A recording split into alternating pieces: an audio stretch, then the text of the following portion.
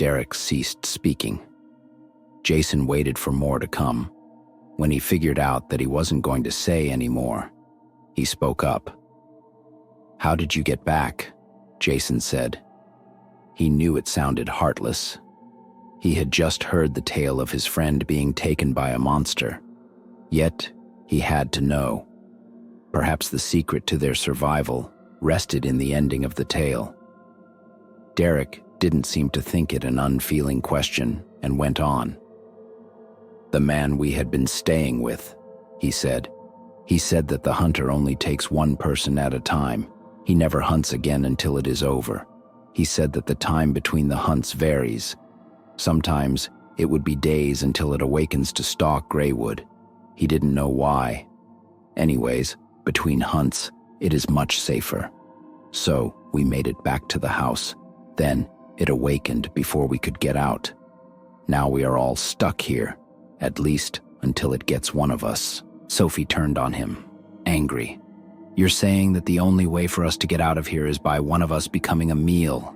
Then the rest can escape," she said. Derek lowered his eyes. "We don't see any other way," he said, his voice regretful. Amber nodded. "Yes, it seems the monster is too keen to let us leave without another offering. We don't know what to do.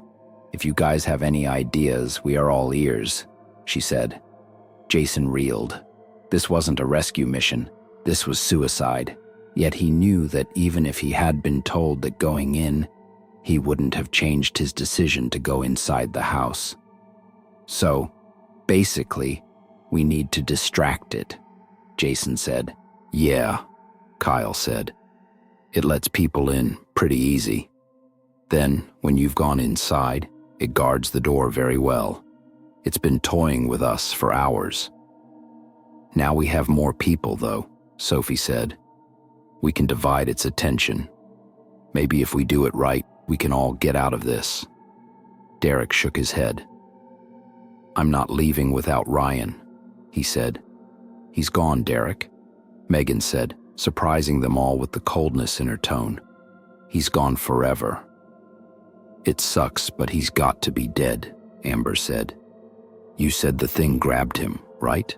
Derek shook his head again. "The man said it hunts, but he never said it kills. He said," he looked up, a burning determination in his eyes, "I can't leave him here. I have to see with my own eyes." Jason understood. He wanted to feel the same. But he didn't. He didn't want to risk all their lives for the sake of one who is probably dead.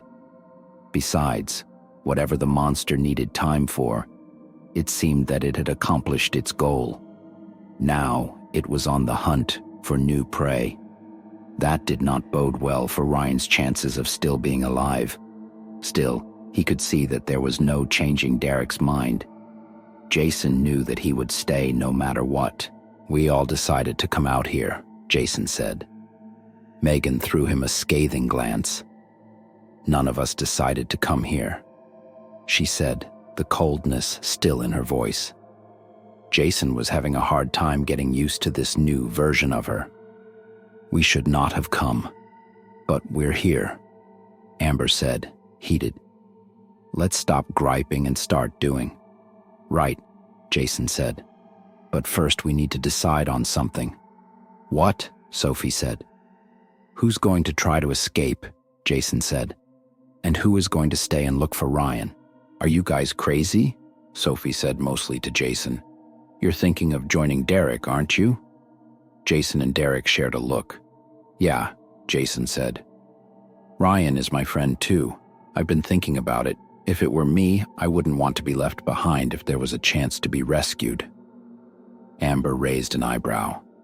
"So, we should prepare 3 funerals instead of just one," she said. Megan grabbed hold of both Derek and Jason. Fear was in her eyes, and this time, she spoke in a softer voice. "Please," she said. "Neither of you listened to me before. Listen to me now. He's gone. We cannot help him." Derek became angry. "And just how do you know so much?" he said. "Is there something you aren't telling us?" All eyes turned to Megan. She gazed evenly back at them. Jason had never seen her stand her ground like this.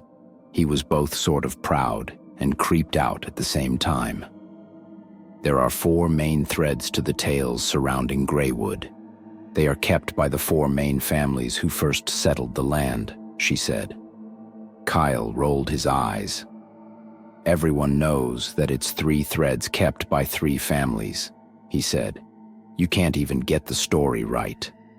Amber made him double over with an elbow planted in his ribs. Shut up, Kyle, she said. Go on, Megan. Yes, you have heard of the 3 families, Megan said. The 4th has been kept secret except to a few. The reason is that the 4th family line committed a grave sin many years ago. A sin? Sophie said. What kind of sin? Murder, Megan said. Forbidden ritual and unholy pacts. Wow, Kyle said, wheezing. There was a man, Megan said. He was the meanest man anyone had ever met. He was a miserable soul, and he did not hesitate to make everyone else miserable. One day, he ruined the wedding of a happy couple by burning the gifts. That's just wrong, Sophie said. What made him do that? Megan shrugged. The man's motives are up to speculation. Some say he was mad, others that he was possessed by an evil spirit. Whatever the case, the townspeople had grown tired of tolerating his tantrums. They decided to put an end to him, for good, she said. So they went to his house in the dead of night. They came with torches and they set his home on fire. Amber gave a very, very low whistle. Serves him right, she said. Megan nodded. Yes, the townspeople thought so as well. She said. The man lived alone, his wife and children having died years before.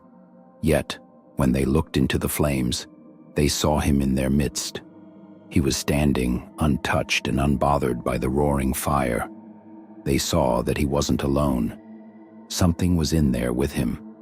A shadow. He knelt down to the being, and it touched his forehead with its finger. Then the man caught fire and burned. He burned without screaming. He died, and the shadow disappeared. So he died, Kyle said. That was anticlimactic. Will you let her finish? Amber said, exasperated. Kyle threw up his hands in apology. My bad, he said. The next day, when the people returned to tear down the rest of the house, it was all gone, Megan said. It had all disappeared. Then that means, Sophie said but didn't finish.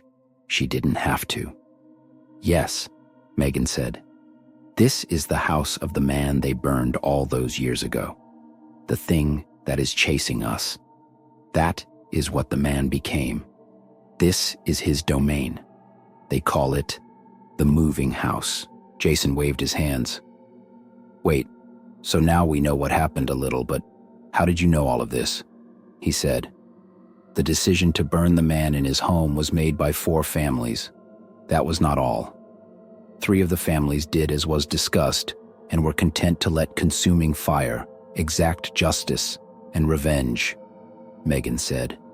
The 4th family would not be satisfied.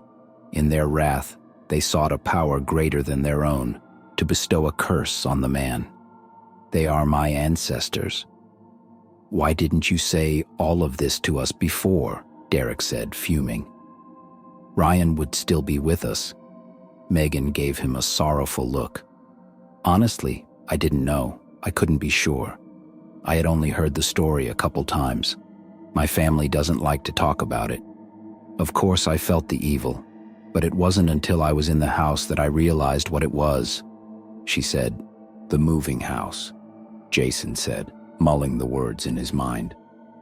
What does that mean exactly? Remember how the house disappeared the day after it was burned? Megan said. Jason nodded.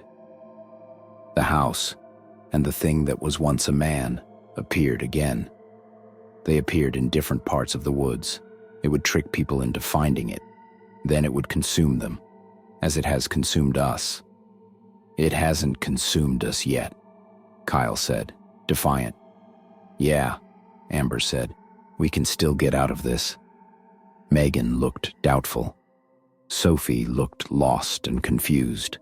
They were all worn out and hungry. Soon they would run out of strength to do much of anything. Jason knew that if they stood a chance, they had to act fast. "So, after hearing everything, what do you guys think?" Jason said. "Megan," Derek said, his face grim. "Can you answer me one question, and can you give me a straight answer?" Megan gave him a look, one that seemed to know exactly what he was going to ask and warning him not to. When she didn't reply, he went on. "Is Ryan dead?" Megan took a long time to answer that. Finally, she said, "No." After a while, Amber broke the silence. "You can't leave us hanging like that," she said. "Explain." "This place is cursed," Megan said. "Curses don't die. They have to be canceled. So it is with anyone who is caught in the curse. They are changed, but they do not die. The man who once burned in his home long ago has been here all this time. Though he is no longer a man, he is something twisted and undying. What are we waiting for? We have to cancel the curse," Kyle said. "What do we need to do?" Megan shook her head. "That's the thing. No one knows how to undo it. All those that might have known are all dead. Their knowledge and secrets died with them," she said. The mood became heavy as Megan's words spelled their doom. Jason was trying to wrap his head around everything. There had to be a way out. There had to be a way to survive. His thoughts also turned to Ryan. Even if they did survive, could they really live with themselves if they didn't find a way to help him too? A moan echoed through the house. They all looked at the stairway. Thumping sounded down the hallway.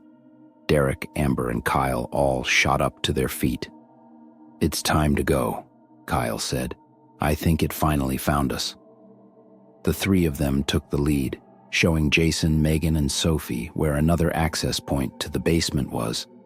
Except this one did not go back upstairs. It continued down. Jason wrinkled his nose as he was buffeted by foul air. "Ugh, what is that?" he said. Megan dry heaved and Sophie gagged. "I don't know exactly," Derek said. "We never went all the way down," Amber said. Jason looked at them with horrified astonishment.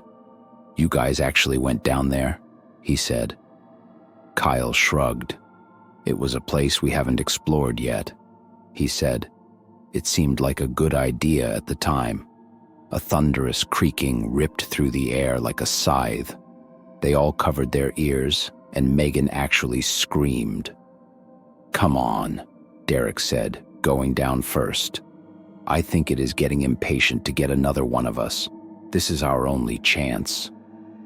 Jason knew he was right. Even so, he had a bad feeling about going down there. What was that old saying? Always follow your nose. He had heard that in a movie once, though he couldn't remember how all that turned out. The house pulsed with tremendous footsteps. The sound of howling hinges haunted their every step as they descended down into the dark. Somehow, as in the rest of the house, there seemed to be a very faint, luminescent quality to the air. It made it possible to see, but only just. Their going was slow, and more than once they all slipped on the stone stairs. So far, none of them had gotten anything but some minor bruising. The stairs descended for a long time, but not in a straight and ordered line. It bent and curved. Sometimes it even ascended for a short time before dipping down again. Eventually, they heard running water, and the temperature of the air dropped dramatically. Then, a little further down, they came to an underground river. It sped by them, slapping the banks of stone with startling ferocity. They all knew that falling in could mean death. The current was strong, and the water would be freezing. "This river should lead us above ground," Derek said. "We should follow it. What if it leads us to an alternative time, like with what happened to you guys?" Jason said. That got them all thinking. Amber slammed her fist into the wall. Her face was drawn, and despite trying to put on a brave front, she wobbled slightly on her feet. "Guys, I need food," she said. "I can't go on much longer." "I think we are all feeling that," Kyle said. "At least there is some water to drink." He approached the river's edge. Megan grabbed his arm. "The water isn't safe," she said. Kyle looked at her for a moment, then hung his head, turning away from the river. "Figures," he said. He didn't seem to have the energy to argue anymore. "Guys, take a look at this," Sophie said. No one had noticed that she had wandered away from the group and was standing further down, staring at something on the wall.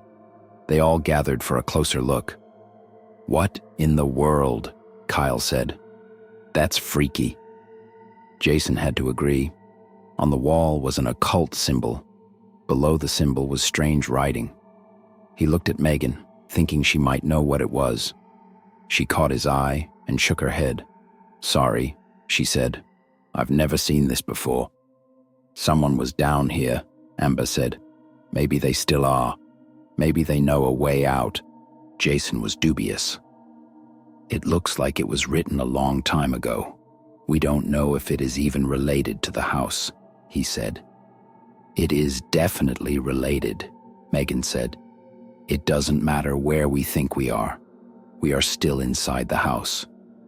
"Whatever," Derek said, exasperated. "It's a dumb symbol. It isn't helping us. We need to keep moving before that thing catches us." Jason stared at the symbol, tuning everyone else out as they began to argue about what to do next. As he stared at the intricate lines, the arrows and ominous designs, he started to feel as if something was watching him.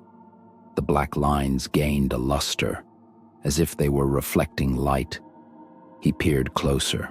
To his amazement, he could have sworn that the lines were not only glowing, but becoming translucent. Was there something behind this ancient inscription? That's when eyes appeared before him, black as oil. He was about to scream when a darkened hand reached through the wall. In the blink of an eye, the fingers clamped over his jaw.